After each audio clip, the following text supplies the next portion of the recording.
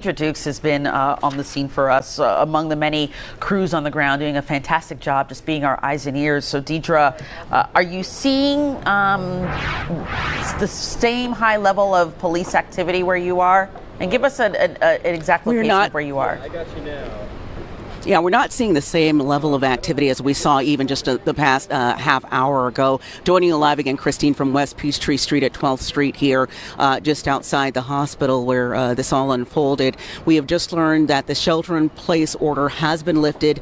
Atlanta police, however, are still asking people to stay out of the area. We also have just learned that a $10,000 Crime Stoppers reward has been offered for 24-year-old Dion Patterson, the individual who's been identified as the shooter in this case. 24-year-old Dion Patterson, a $10,000 reward now being offered by Crime Stoppers for his capture. We also have learned that APS is holding two schools in the area.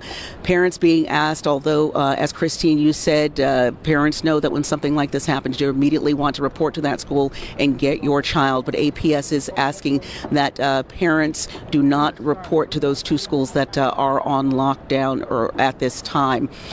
We are also seeing some people who have been held here at the hospital, both patients and medical personnel being escorted out of the building within I'd say the last hour or so. We also talked to a few people who were here for procedures when the shooting happened. One gentleman who said he was on the 9th floor, telling me that he has a military background, and so he automatically kind of went into that mode where he helped keep people calm there on the 9th floor as the medical staff, which he said they did a phenomenal job locking doors, doing what I'm sure they have been trained to do and have been drilled on repeatedly to ensure that their area was on lockdown as much as it could be given the situation, saying eventually that they learned that the shooting had occurred on the 11th floor. He said that at one point they saw movement on the elevator and they were very alarmed, as you might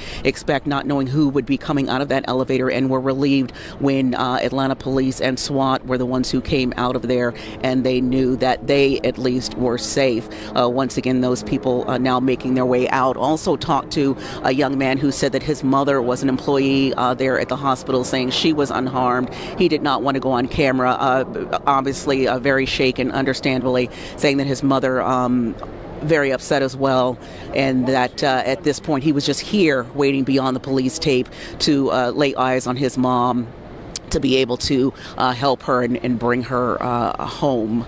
So that's the situation at this point. It doesn't look like this area will be released anytime soon to the public. We are told that at some point we will be police will be holding a news briefing here, but as it stands now, this area is still closed off to the general public, told to stay away, although once again the lockdown has been lifted for this area.